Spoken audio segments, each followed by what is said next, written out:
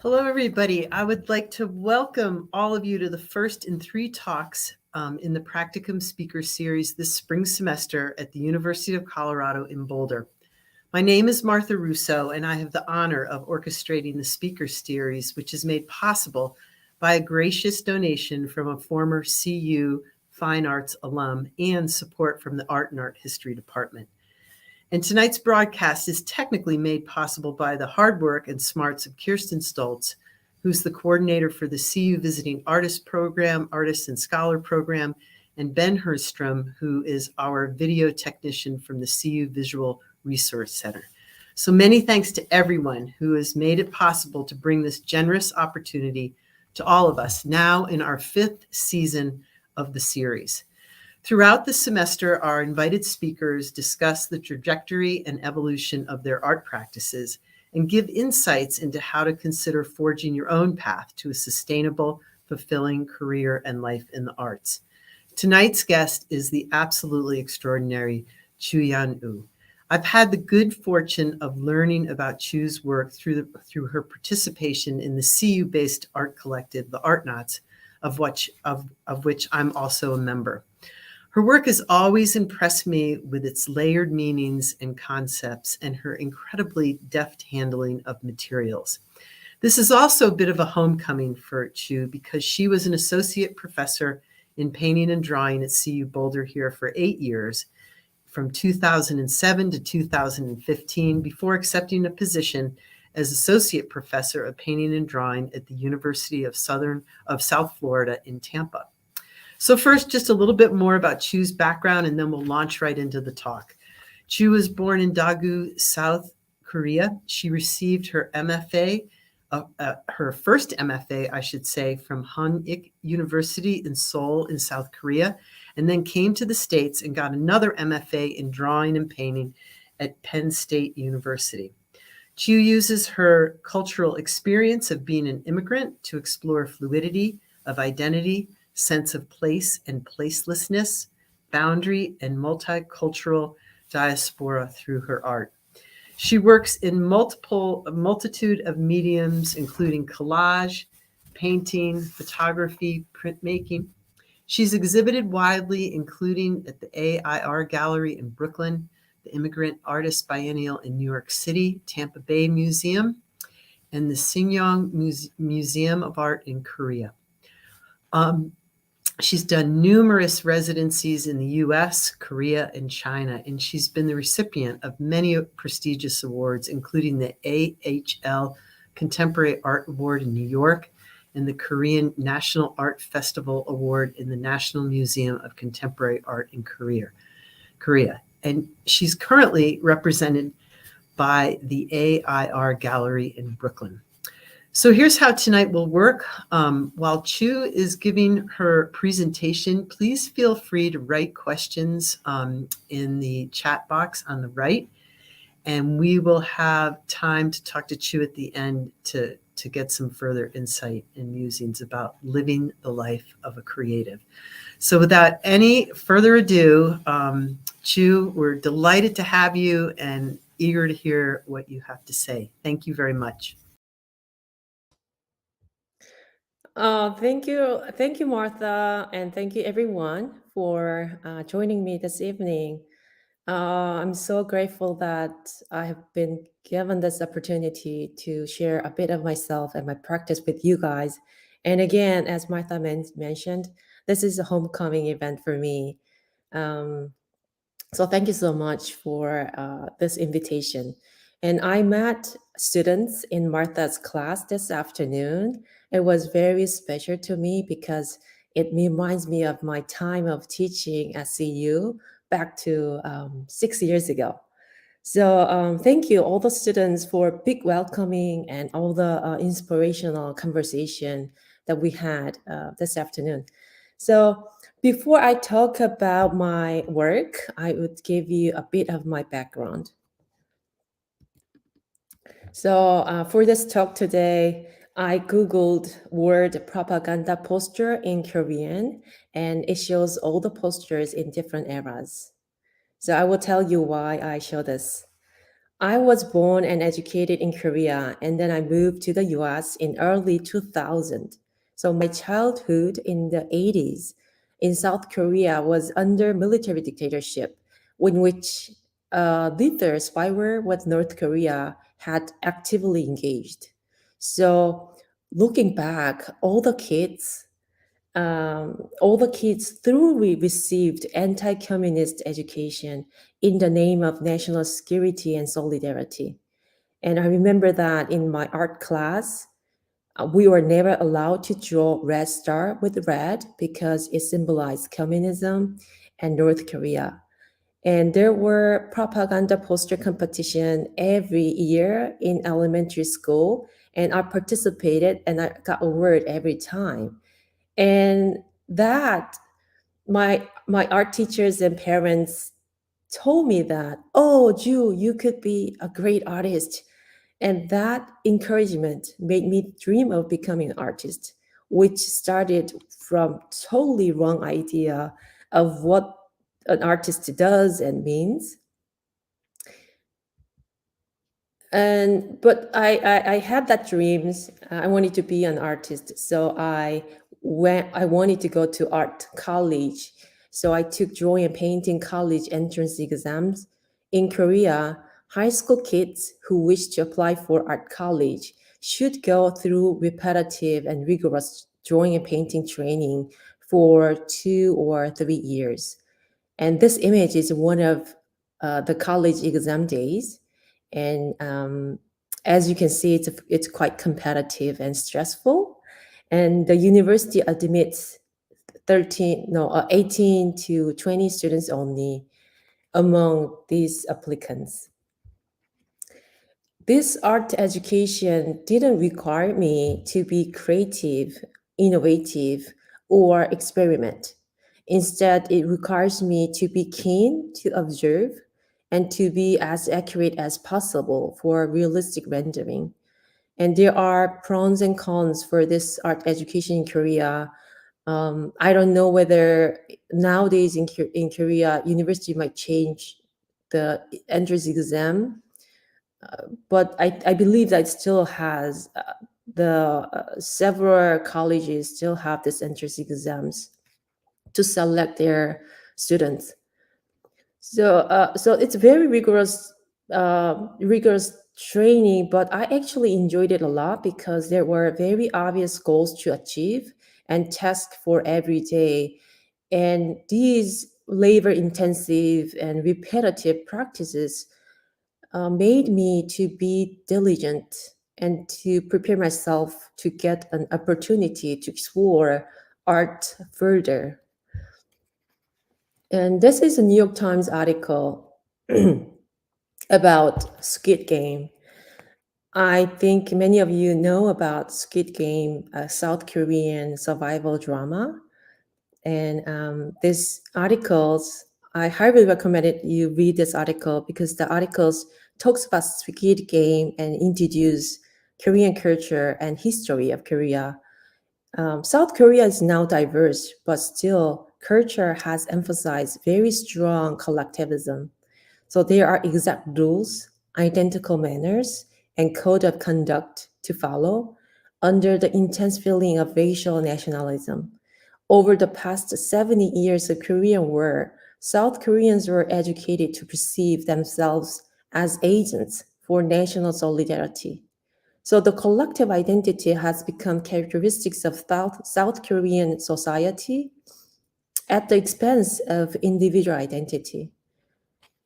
So Korean educations also emphasize uniformity rather than diversity. And after leaving Korea, I realized that I have not been aware of my own individual identity. So this project is my first project that I created in the US. It's a photograph series called Traveler Cup.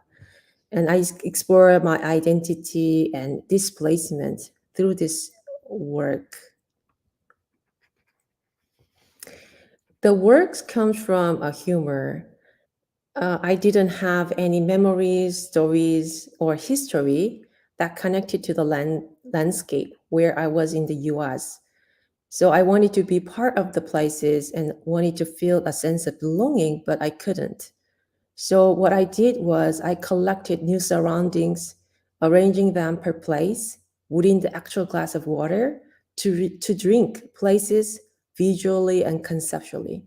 So these portraits of places are a visual archive of my cultural displacement and attendant that comes from a sense of instability and sense of alienation. So this is a process. It shows process. I photographed images of selected architecture, landmarks, monuments, or trees, print them out on small size of paper, and cut the images out carefully, and then soak the cut prints into a glass of water, and then rephotograph the prints and cup within the landscape from whence they came.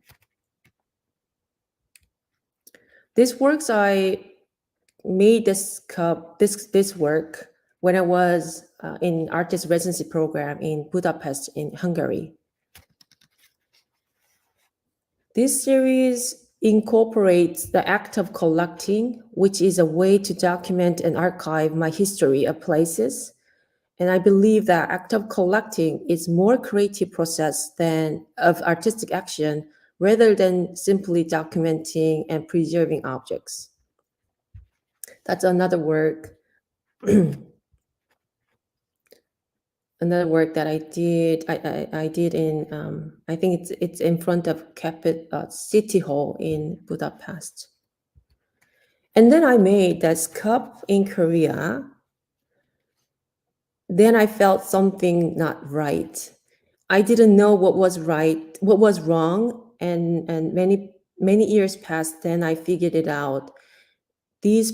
All the past works were about my personal experiences of displacement, and they are apolitical. These landscape photographs are not political. And then after I made this work, I felt something wrong, didn't know until I found this street in Seoul, Korea. My close friend lived this neighborhood, and she pointed out the scene and explained. It was very interesting. If you look at this scene, you can see the history of Korea at a glance. So the first architecture, I don't know whether you can see my cursor, but first layer, the first front architecture is Japanese. It's a Korean traditional house built in 18th centuries, and then the second layer, the second layer is Japanese style house called Jeoksangaok, a remnant of Japanese colonial era. And third layer shows a modern apartment built during the military dictatorship in the 1970s. So you can see 3 different periods in the street, and there are many more. I can discover these layers of complicated Korean history in the landscape. So I was able to make apolitical landscape work in the US because I was an outsider who didn't have any connection and history to the land. But while I was in Korea, when I make this cup, it was wrong because I can see scars of Korean history from the landscape. And that makes me question myself, is it possible me to create a landscape work without thinking of any colonial history, remaining firmly embedded in my collective identity? So I revised this cup series into this collage cutouts.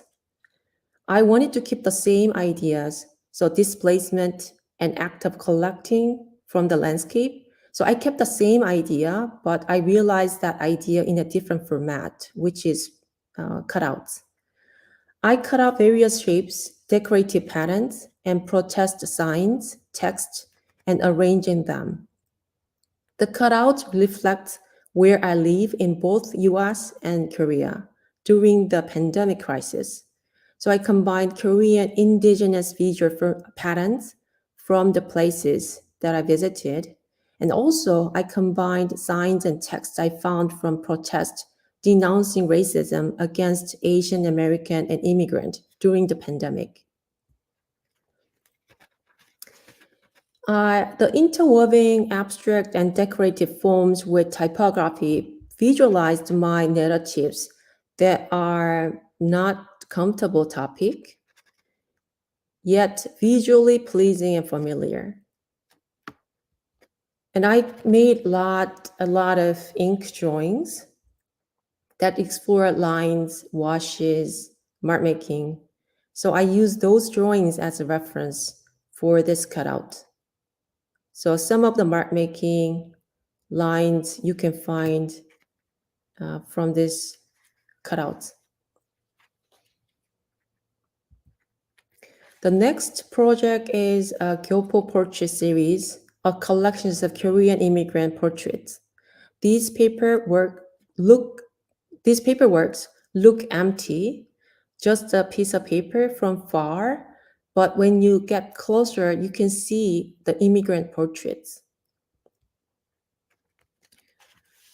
It's embossed portraits on white paper. I have met many Korean immigrant families in Korean school in the US.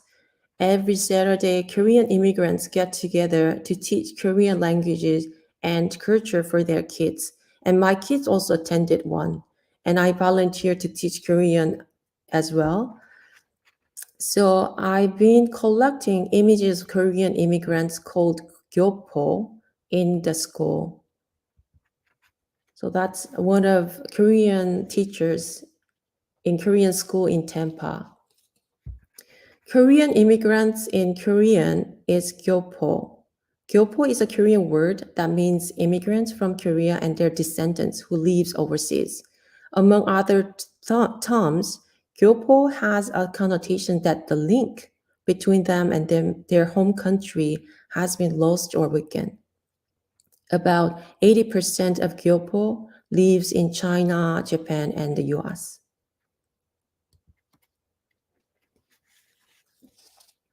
The figure is here. Oh yeah. So this figure is one of Korean teachers I met in Korean school, and I made overall whiteness that makes the figure difficult to see and becoming almost like ghost imprints emerging from the abstract space. I was interested in the idea of boundary. So depending on where you stand, when you look at the work, the figure would disappear and appear as if they are living in an in-between world. So this is a process, the images that shows a process. To make an embossment, I use a laser cutting machine to etch photographic portrait onto plexiglass. First, I convert color image into black and white.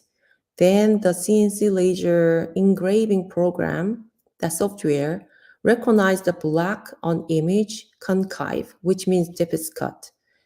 And white will be convex, which means no cut at all. And all the different shade of gray make a different depth of the cut.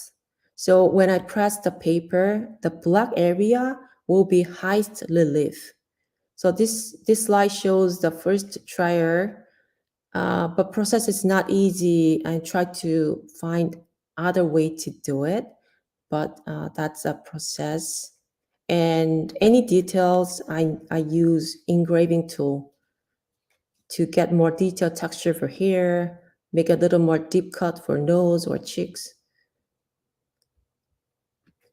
In this project, I maximized the notions of void and space and refined simplicity, which hacks back to Korean traditional aesthetics, established during the Confucian Joseon dynasty. White was preferred color in the Joseon dynasty, and white porcelain was the most popular ceramic types that reflect minimalist and purist aesthetics associated with Neo-Confucian ideology. So that's another work. She's a pianist in Tampa. She moved to the US during the Korean War. So all these Tampa, all the Tampa, the plants in Tampa reminds her home. So I arranged all the Tampa, all these trees that I found in Florida with her portraits.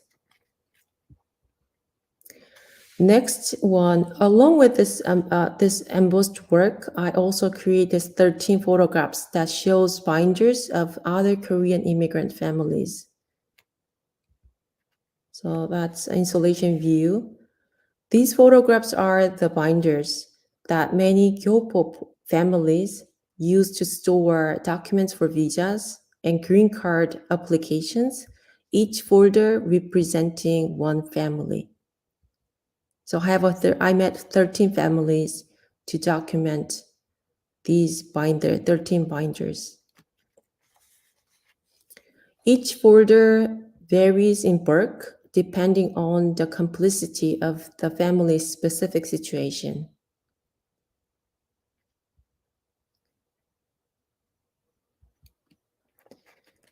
And then now I will talk about, I have one more to say here. So these binders, I wanted to express that I speculate that maybe US citizens who were born in the States wouldn't have such a binder. And some of them might not understand the sense of anxiety regarding losing the documents, or anxiety when entering the border, or having doubts about sense of belonging. And this slide, I would like to talk about my collaboration with other artists and a curatorial project. Hate crimes against Asia rose sharply in the US during the pandemic. So since the horrific shooting in Atlanta, I have been involved in several exhibitions and discussions denouncing the violence against APA communities. I'd like to talk about collaboration with other APA and immigrant artists that have given me an unparalleled forums, providing an exchange of diverse and cross-cultural knowledge. So that's one of the scenes that I participated in a group show, public humanity project that held at Red Line Contemporary Art Center in Denver. Curators for this show were local artists, activists, and scholars from Asian American religions and women's studies. I was in Korea because of my sabbatical, so I was able to attend opening receptions and all the workshops. But a total of 14 cultural practitioners got together and mounted this project.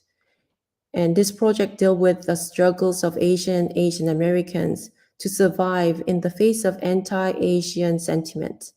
And all the participating artists and curators contemplate what we are and how we design the programs through the lens of art and activism. So next slide is opening reception. Curators for this project try to provide various education and workshops in addition to the art show.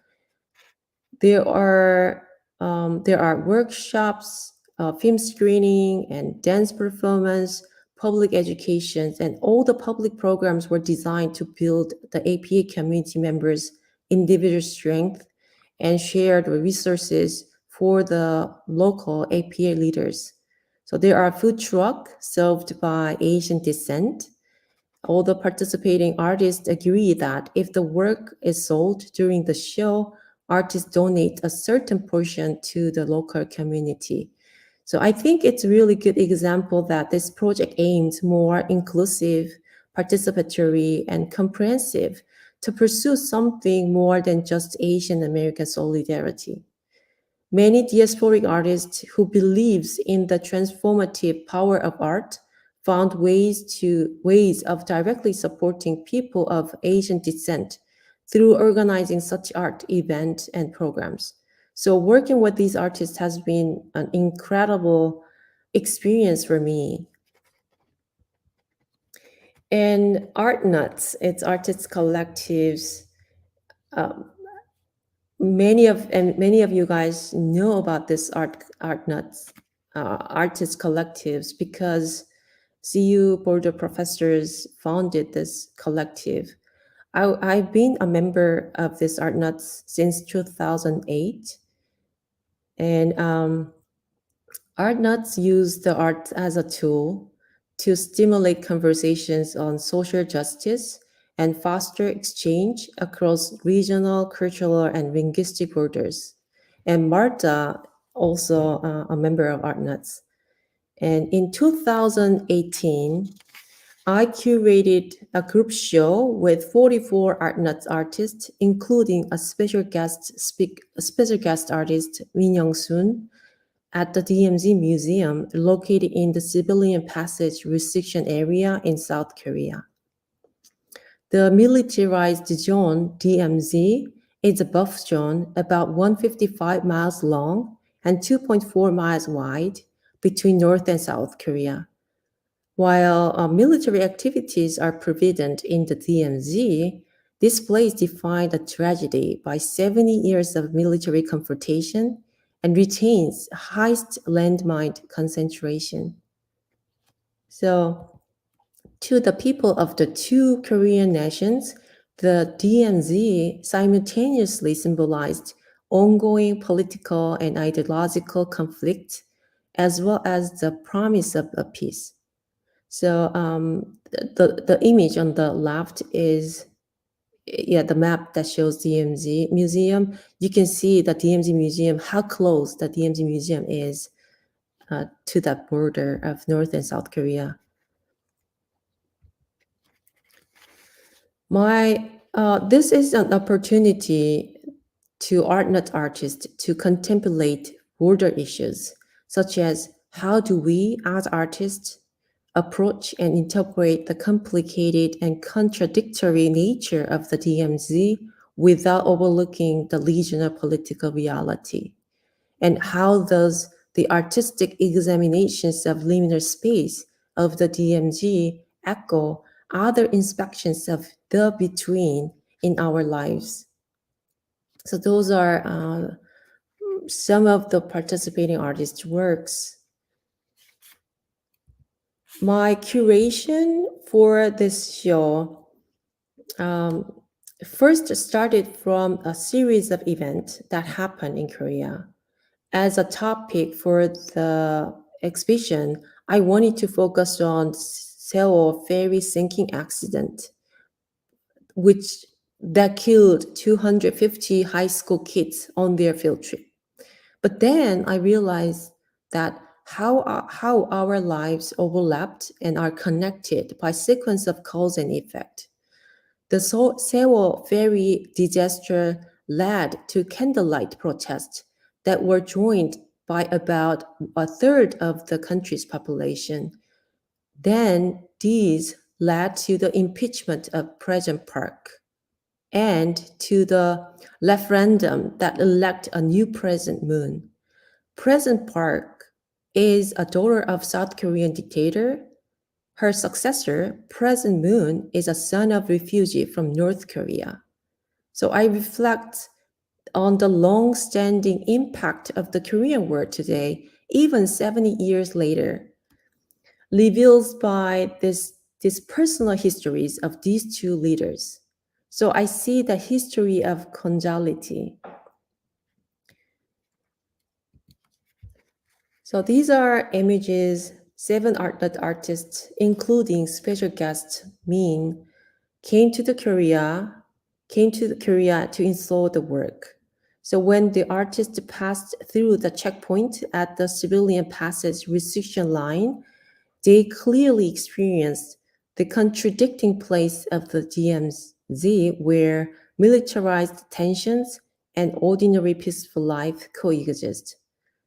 So the picture shows that artist standing the north of the civilian passage restriction line, and in order to pass that line, we had to get special permission from the military unit. And then this is installation view.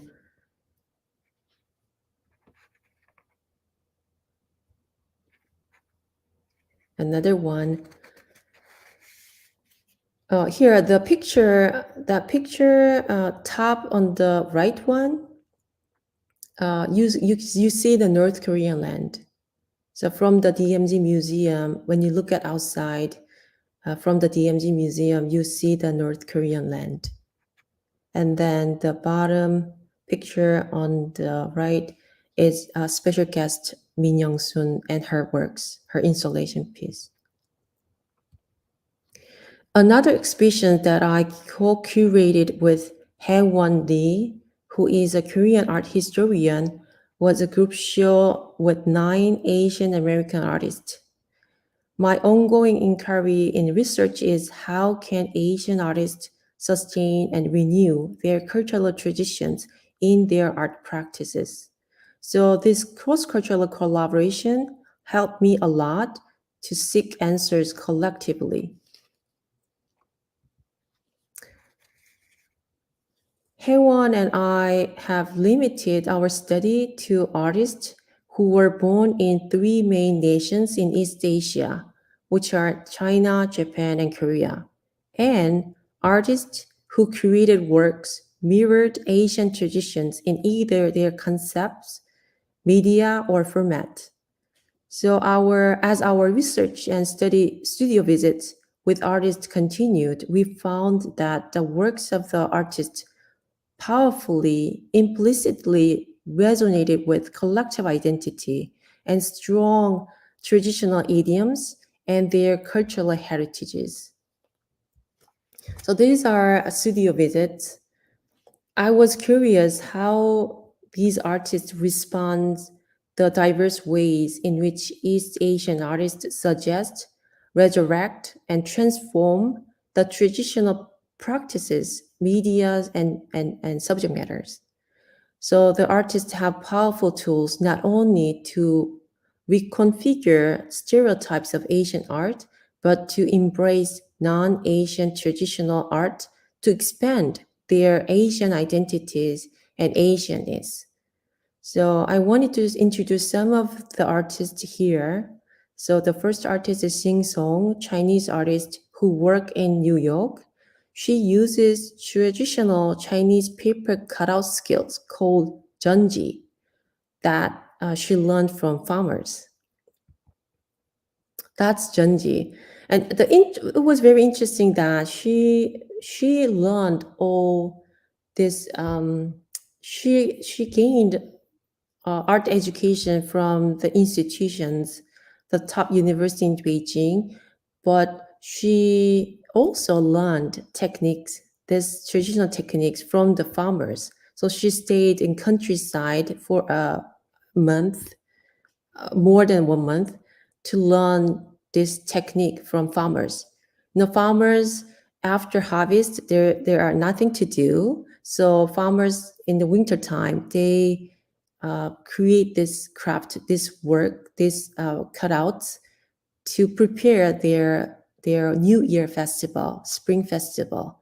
So they wish it good luck and they decorate their house to prepare this new year. And sing song, this artist learned from the farmers. So that was really interesting to know that, we can learn something, that techniques from non-art field or outside of this institution. Next artist is Keiko Fukuzawa. She's a first generation Japanese ceramicist in the US. I was not a personal friend of her, nor have I worked with her, but I really admired her works. So I contacted her, explained about my curation, and she was very supportive and willing to help in any way to realize the show. So she acts as a generous, insightful mentor. And from that experiences, I learned that most accomplished artists are eager to help younger artists, either their creations or careers. So I recommended students in someday do curation, do collaborations. You might find, because that allows you to work with participating artists very closely, and you will meet your mentor through this work. Because I organize this show and I unpack all the artists' works, and it was helpful because I learned each artist has a different way of packing, organize the work. I learned from that too. So it was fun, interesting that see the bottom of the work, Keiko's signatures, and how she handled the work, packed the work. So it was interesting. Next artist Enrico Oyama. He created large-scale ink paintings inspired by Tokyo underground art scenes and aerosol writing in Italy. He was able to attend opening reception because he just had a first baby, his baby in Tokyo, so he wasn't able to attend opening. But then he flew to USF from Tokyo for his live performance, painting performance, and he stayed only 3 days. And I thought, yeah, I told him that, oh, you don't need to do it because it's only 3 days. You flew 14 hours from Tokyo and stayed 3 days only, do the performance, and they fly back to. I think that's too much, but he was willing to do it. He was very supportive, very humble, kind person, and I was lucky to meet him. Had a chance to work with him. Last artist is Korean artist Haekyung Kim. She used projection mapping techniques to create a new media installation piece. So she used moving images with traditional white porcelain face and wooden chest. So it's all traditional traditional furnitures and porcelain. In conjunction with these exhibitions, she offered a workshop to to for the students who wanted to learn the projection mapping technique.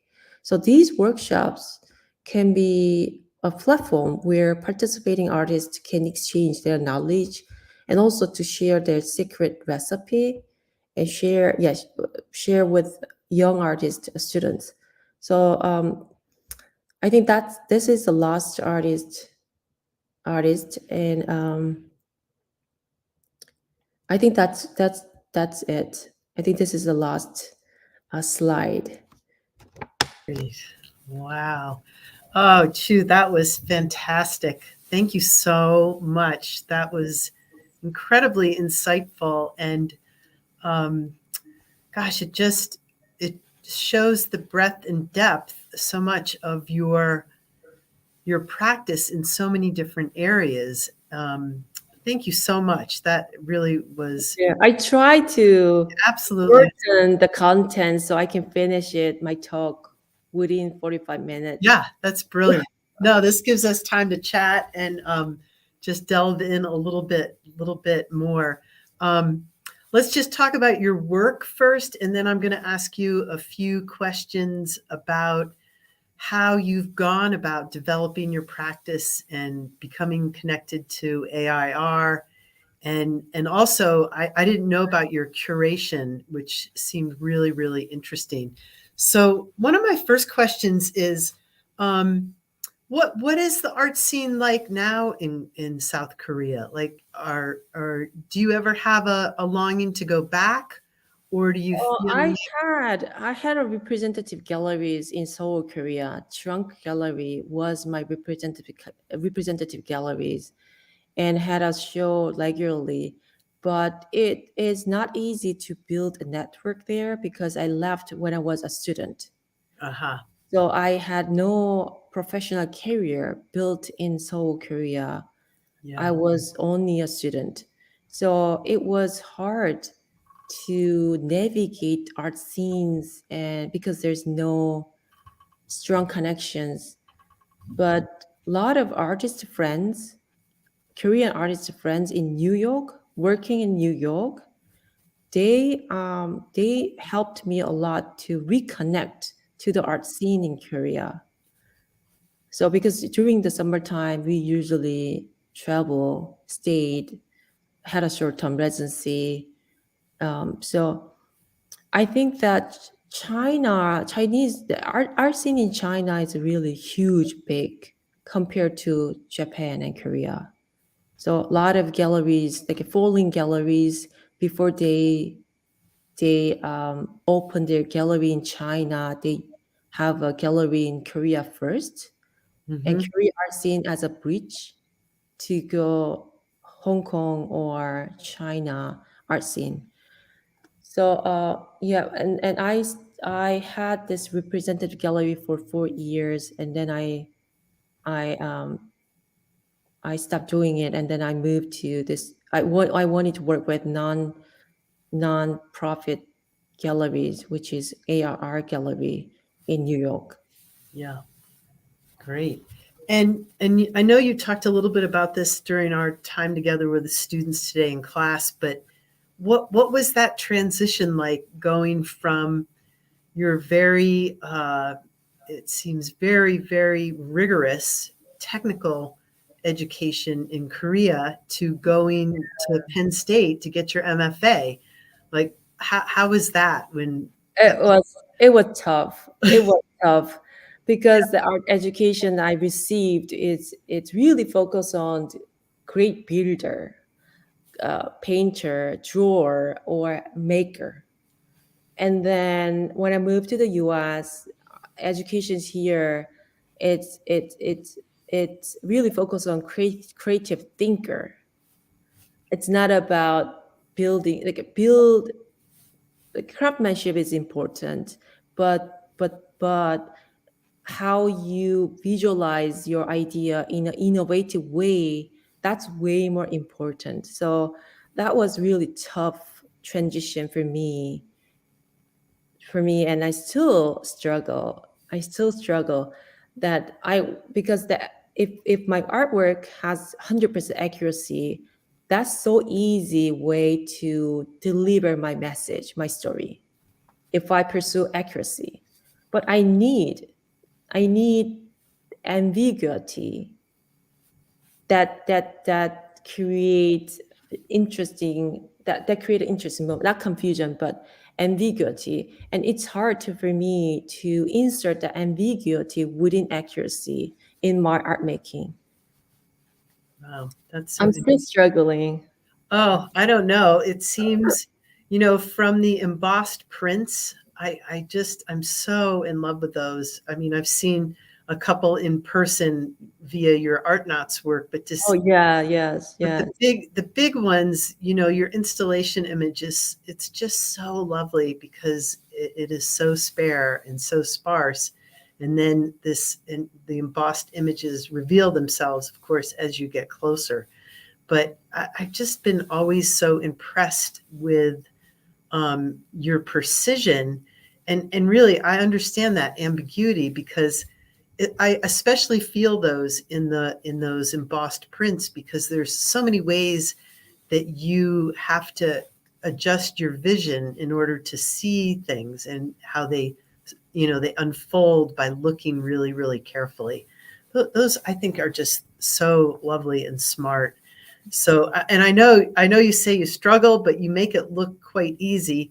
And I know from our chat this afternoon with in class, the thing that my students were so impressed about you is they were like, wow, she works really hard to get it just the way she wants it.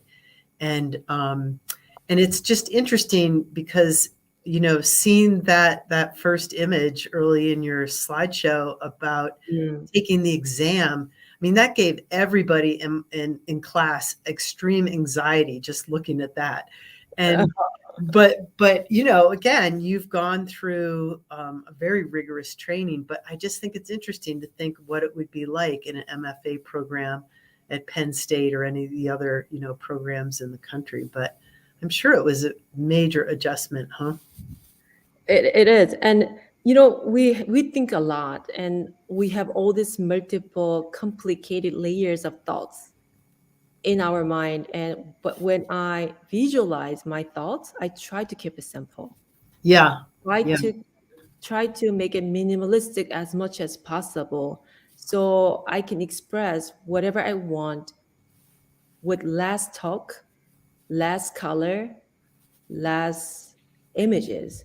yeah, I think that's my strategy to make things work successfully, yeah, because it's all this thinking is so complicated. It's not linear. It's a way of thinking or a sense of time.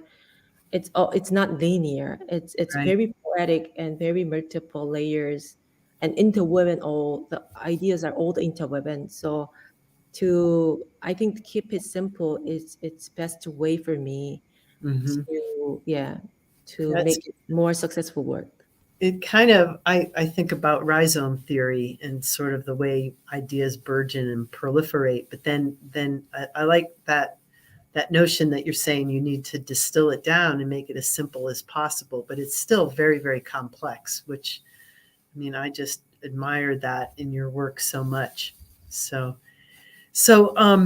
I wanted to ask you, uh, I know that was great advice to students and everybody about working collaboratively and also being on that curatorial side, working with artists and what you learn from really delving into their practices. So do you feel like in the future um, you'll do more curatorial work or you'll work more collaboratively? I mean, are you in and out of being solo in the studio and then coming up for air, or where do you see your Yeah, practice going from here? yeah. I do love stay in my studio, being isolated, do my own studio in my own cave. I love that time, but at the same time, the collaborations, it, I need to insert new location, new thoughts, new angle into my solo project, and collaboration is the best way to expand my isolated box, um, because you can meet all different types of artists, different types of characters, Yeah, and yeah, and I love it. Curatorial project, it's really difficult. It's a lot of time. It requires a lot of time and effort, but at the end, it's a big reward. yeah. Well, that But that was an amazing group of artists that you assembled. It was wonderful to see everybody's work. And I was able to do it without Hewan, mm, the art historian's help. She had she gave all the advice, and she gave all this. She's expert, and she's a curator working in New York City. So I do co-curation. Co-curation was really helpful because I can be bridge between curator and artist, because yeah, I'm artist, but I'm doing curation at the same time. I can be a channel to communicate better between curator and artist. I can understand curatorial perspectives, and I can also understand artist perspectives. yeah, yeah. So co-curation was really helpful for me. And but in the future, I want to do curation, but time and I effort, know, I it, know. it's tough. It is tough. And on that note, that's a good segue into my next question is, part of why we started this series was to give students insight into, how do you balance your art life? You've got two young kids, a husband, you've got your, full-time teaching load. Well, do you have any advice or secrets? Would you do anything differently? No, I don't have any secret. I'm still struggling. And CU Border, there is a workshop there is a workshop about this topic. Yeah. This topic, and all the senior faculty give advice to junior faculty. I attended the workshop, but still, it's tough. And Yeah. the advice that I got was we need to separate studio time, school, work and family. But it's impossible me Yeah. to to to to make that distinct boundary, like work and family. It's all interwoven, and yeah. But so I really don't know. I really wanted to get secret recipe, secret yeah, tool to do that. Yeah. I think the secret recipe is having two bodies. and but we know that's nearly impossible, of course, is impossible. But it is always it's the biggest question I know students in our class have when they're getting ready to go out on their own, and they've got to make a living, and they're trying to figure out how to make their work. And I thought it was really interesting today when you talked about when you had representation in Korea, that you were making work that was selling really, really well, but then all of a sudden, after you had your children, you had a greater mission of what you wanted to do with your work. Do you want to just talk about that a little bit more with everybody here? Oh yeah, that was a big shift from creating artistically pleasing work to social political work. Because all the previous works before having my kids, it was about me. It was about my personal experiences. It was about my personal history. And then after I have kids, look at their life. Me as an older generation, I wanted to do something good for the community where they will live. They are second generation of immigrants. I'm first generation, but I see myself as a foreigner, more outsider.